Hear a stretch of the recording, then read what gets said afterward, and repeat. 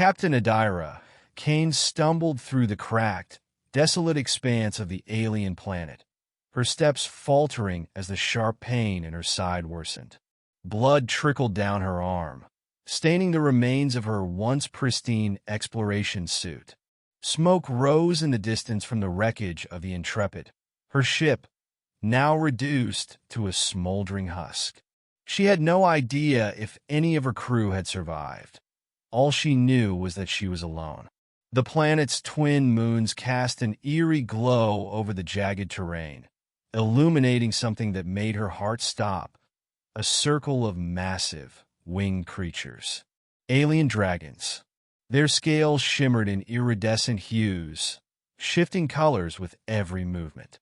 Their eyes glowed like molten gold, and their wings, folded against their sides, looked as if they could blot out the moons when fully extended. The largest among them, a cobalt blue dragon with silver horns that gleamed like starlight, stepped forward, its golden gaze fixed on her. Adira froze. Her mind raced, instincts screaming at her to flee, but her body refused to move. She clutched a small emergency flare in her trembling hand, a laughable defense against such creatures. The dragons surrounded her, their massive forms blocking any possible escape. The cobalt dragon lowered its head, its nostrils flaring as it inhaled deeply. Its deep, resonant hum filled the air, a sound so powerful it vibrated through her chest. The other dragons joined in, their hums intertwining to form a hauntingly beautiful harmony. Adira winced, expecting an attack, but something strange happened instead. The vibrations seemed to reach into her mind, awakening a connection she didn't understand. Words, not spoken but felt, began to form. "Why are you here, child of iron and flame?" The question was sharp yet curious, the voice carrying a weight of authority that made Adira feel smaller than she already was. She struggled to respond, her throat dry, her thoughts disjointed. "We came to explore," she stammered, her voice barely a whisper. "Our mission was peaceful." A ruby-red dragon to the cobalt's left snarled, its voice cutting through her mind like a blade. "Peaceful? Your kind destroys. We have seen it before. Flames and ruin in your wake." Adira flinched at the accusation, guilt twisting her gut. She had read the reports, the classified accounts of humanity's first disastrous contacts with alien life.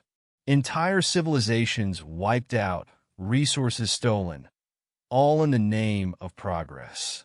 "I'm not here to harm you," she said, her voice stronger this time.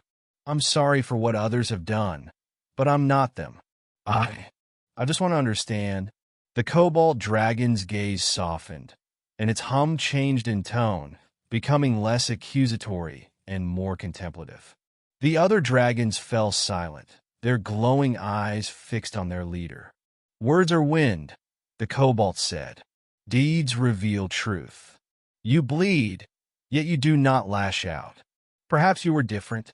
It extended one massive claw, razor-sharp talons gleaming in the moonlight.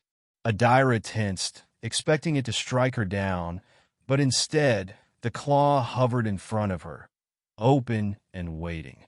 Adira hesitated. Was this a test? A trap? Her hand trembled as she reached out, placing it on the dragon's claw. Warmth radiated from its scales, a gentle heat that spread through her body, numbing her pain. She gasped as the sensation grew stronger, her wounds knitting themselves together, the fatigue in her muscles fading. The dragons began to hum again, their voices harmonizing in a way that felt almost celebratory. The cobalt dragon withdrew its claw and straightened, towering over her. "You carry regret. Regret can lead to wisdom. We will give you a chance, child of iron, but the path ahead is perilous. Prove that your kind can heal more than it harms." Adira nodded, tears streaming down her face. For the first time since the crash, she felt something other than despair. Hope. The dragons unfurled their massive wings, the air vibrating with the force of their movements. The cobalt dragon gestured with its head toward the horizon, where a faint, glowing structure could be seen. Follow, it said. If you wish to understand, the answers lie there. But beware, truth carries its own weight. As the dragons took to the sky, their shimmering forms casting long shadows over the land, Adira stood taller, her resolve hardening. She didn't know what awaited her in the alien ruins ahead, but she was determined to prove herself worthy of the trust these magnificent creatures had shown her. For the first time in her life, she realized that exploration wasn't just about discovering new worlds. It was about understanding them, and perhaps understanding herself in the process. With the dragons soaring above her, Adira began her journey, one step at a time, toward redemption.